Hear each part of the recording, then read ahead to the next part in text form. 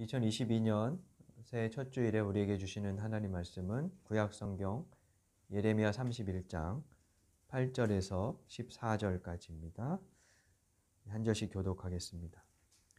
보라, 나는 그들을 북쪽 땅에서 인도하며 땅끝에서부터 모으리라. 그들 중에는 맹인과 다리 저는 사람과 잉태한 여인과 해산하는 여인이 함께 있으며 큰 무리를 이루어 이곳으로 돌아오리라. 그들이 울며 돌아오리니 나의 인도함을 받고 간구할 때 내가 그들을 넘어지지 아니하고 물 있는 계곡의 고른 길로 가게 하리라. 나는 이스라엘의 아버지요 에브라임은 나의 장자니라. 이방들이여, 너희는 여호와의 말씀을 듣고 먼 섬에 전파하여 이르시기를, 이스라엘을 흩으신 자가 그를 모으시고 목자가 그 양떼에게 행함같이 그를 지키시리로다. 여호와께서 야곱을 구원하시되 그들보다 강한 자의 손에서 속량하셨으니 그들이 와서 시온의 높은 곳에서 찬송하며 여호와의 복 곧 곡식과 새 포도주와 기름과 어린 양의 떼와 소의 떼를 얻고 크게 기뻐하리라. 그 심령은 물된 동상 같겠고 다시는 근심이 없으리로다 할지어다.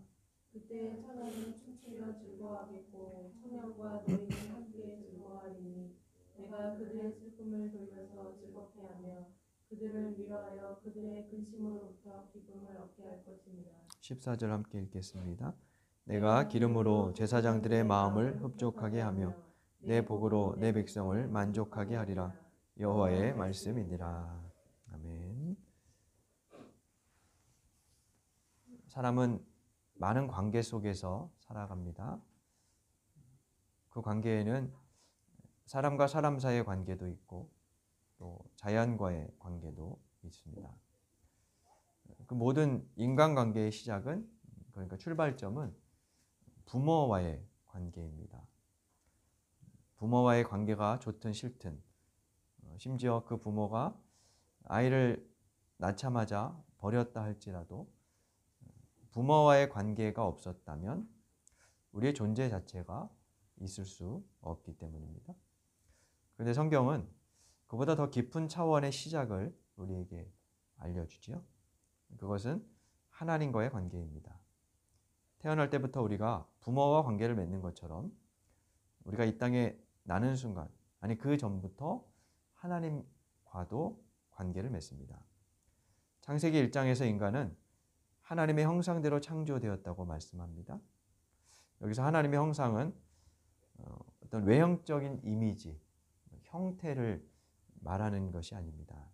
하나님이 우리처럼 눈, 코, 입이 있거나 손과 발이 있는 그런 모습은 아니라는 거죠. 이 형상이란 단어는 관계적인 개념입니다. 상호성을 내포하고 있는 말이라는 거예요. 인격적이며 그래서 대화성을 의미하는 단어입니다.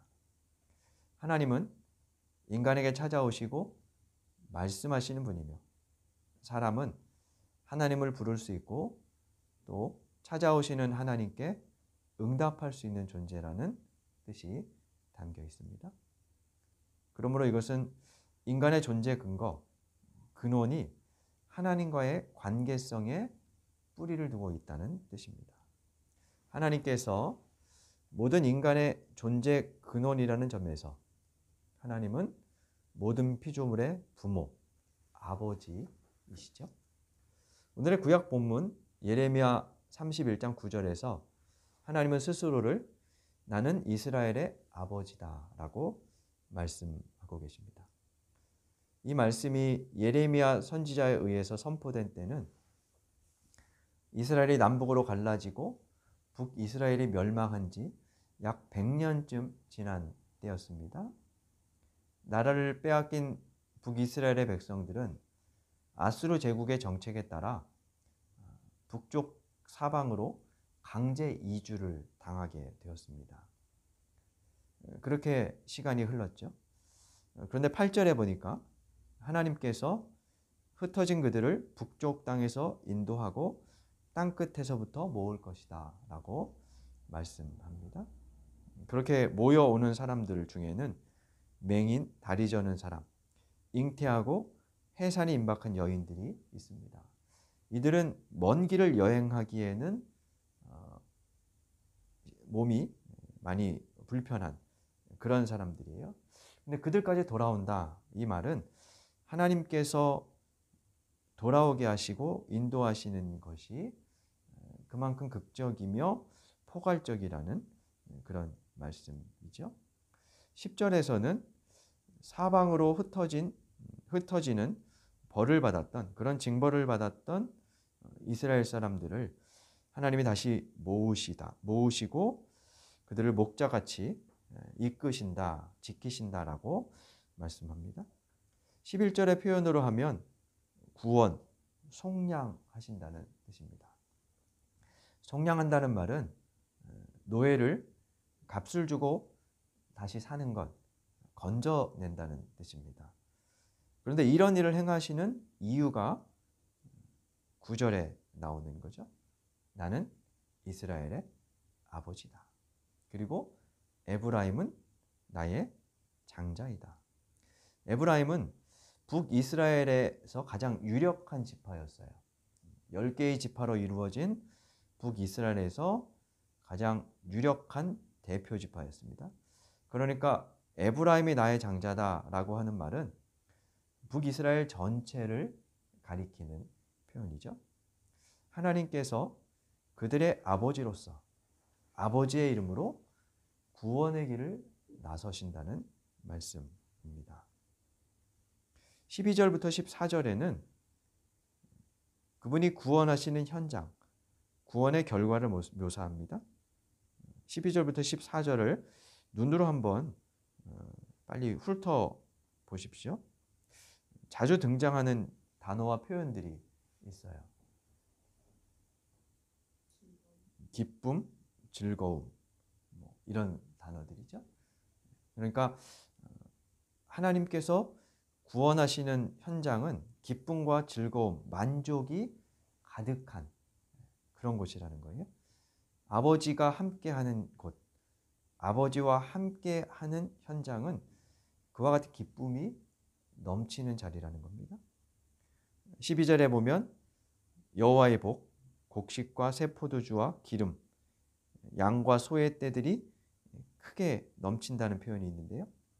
이 포도주와 기름, 고기 등이 가득한 잔치자리, 그것은 구약 성경에서 구원의 현장을 설명할 때 쓰이는 표현이에요. 그런 잔치자리에서 남녀노소가 춤추며 노래하며 즐거워하는 광경이 마치 영화의 한 장면처럼 펼쳐지고 있습니다. 특히 14절에서 하나님은 이스라엘 백성을 내 백성이라고 부르시면서 내 백성을 아버지로서 만족하게 하겠다라고 말씀하십니다. 예레미야의 선포 이후로 약 600년이 흘러 아버지께서 당신의 백성을 구원하시려 직접 찾아오셨습니다.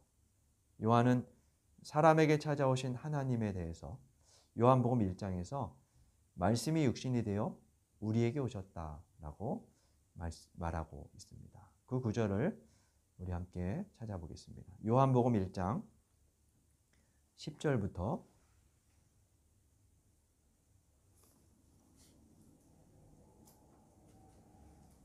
14절까지 보겠습니다. 요한복음 1장 10절에서 14절입니다.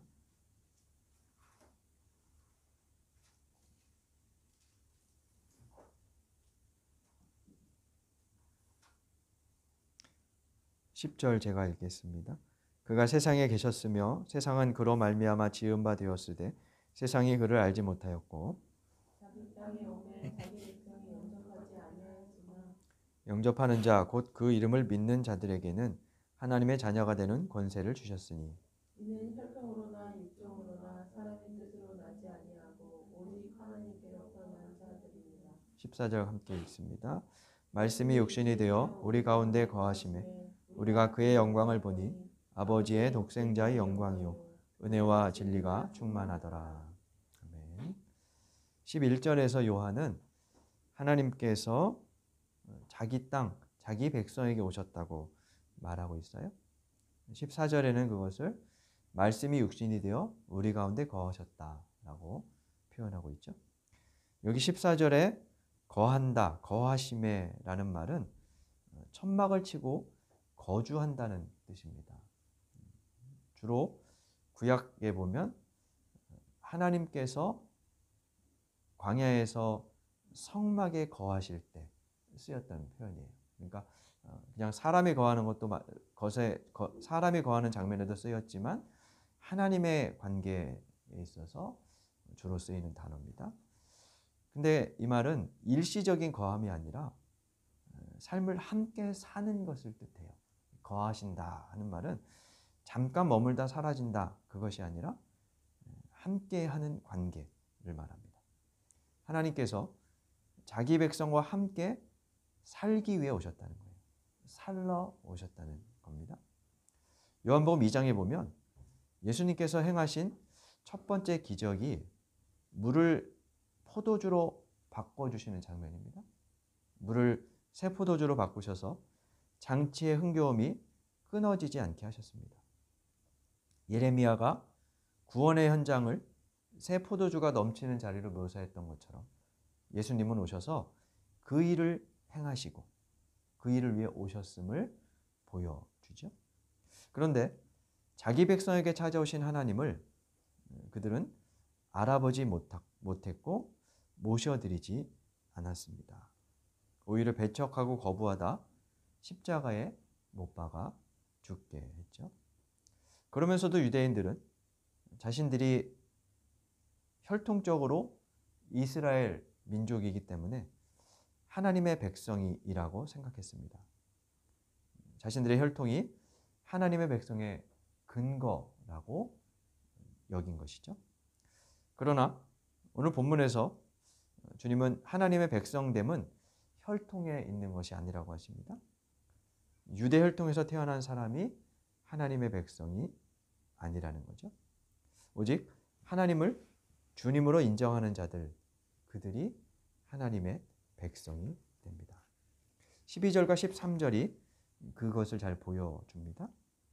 12절, 영접하는 자, 곧 그 이름을 믿는 자들에게는 하나님의 자녀가 되는 권세를 주셨다. 그러니까 매우 잘 아는 유명한 구절입니다.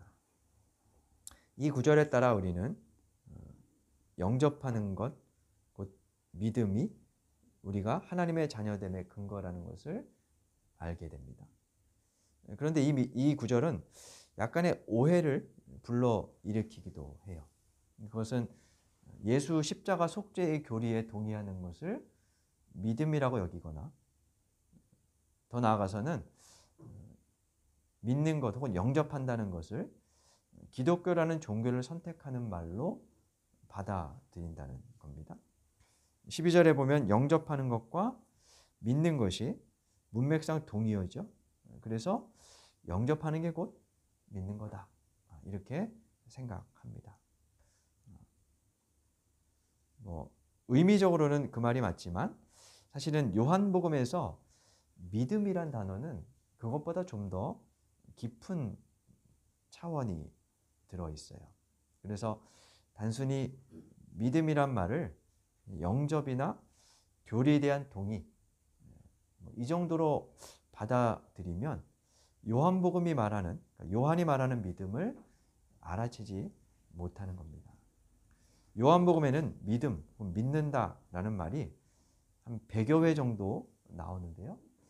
그 단어들이 모두 다 동사형입니다. 명사로 믿음, 이게 아니고 동사형으로 표현되어 있어요. 동사형으로 표현되어 있다는 말은 움직인다는 거죠. 역동적이라는 것이고 어떤 관계 속에서 변화된다는 그런 뜻입니다. 그리고 요한은 믿는다는 말과 안다는 말을 같은 의미로 써요. 그러니까 믿음은 곧 알미다. 그런 이야기예요. 그래서 믿음이란 어떤 교리나 문구에 대한 동의 혹은 확신이 아니라 계속적인 것이고 하나님을 알아가는 관계 속에 놓여 있는 것임을 보여줘요. 바꿔 말하면 하나님과 내가 관계가 있음을 깨닫고 의식적이고 의도적으로 그분을 알아감으로써 그 만남에 깊이를 더해가는 과정, 그게 믿음이라는 거예요. 그래서 요한복음 17장 3절에는 영생은 유일하신 참 하나님과 그가 보내신 자 예수 그리스도를 아는 것이라고 말합니다. 알미 영생입니다. 그 점을 놓치면 하나님을 믿는 우리의 믿음은 종교적인 규율, 거기에 매일 가능성이 큽니다. 하나님은 세상을 창조하신 후 하늘에서 땅을 내려다보며 홀로 계신 분이 아닙니다. 또 우리를 두렵게 하거나 징벌하거나 그래서 우리가 하나님을 달래야 하는 그런 분이 아닙니다. 무관계적인 존재가 아니라는 말입니다. 그분은 당신의 피조물들과 함께 하시는 관계적인 존재이십니다. 그래서 사람을 당신의 형상대로 창조하셨고 이스라엘과 언약을 맺어 그들의 아버지가 되어 함께 살기로 마음 먹으셨던 것이죠. 그분은 우리가 손잡고 영접하고 끌어안고 사랑으로 관계를 맺어가야 할 아버지이십니다. 믿음은 그 관계의 깊이를 더해가는 과정인 것이죠. 세상 사람들은 높은 지위와 많은 재산을 가진 부모를 만나면 금수저를 물고 태어났다고 하지만 우리가 하나님을 아버지로 두었다면 그보다 더 좋은 참 부모를 만난 것입니다. 우리 아버지는 우리와 더 좋은 관계로 사이좋게 지내고 싶어 하십니다. 사춘기 자녀처럼 대면대면한 사이가 아니라 우리도 하나님과의 관계가 다정한 부녀, 부자의 사이로 깊어져가는 믿음의 삶을 살아가기를 바라십니다. 2022년 새해가 시작되었습니다. 올해도 주님은 우리와 함께 하십니다. 아버지가 함께 걷자고 하십니다. 우리도 아버지와 함께 걷는 한 해가 되기를 간절히 바랍니다. 주신 말씀 생각하며 다짐의 기도 드리겠습니다.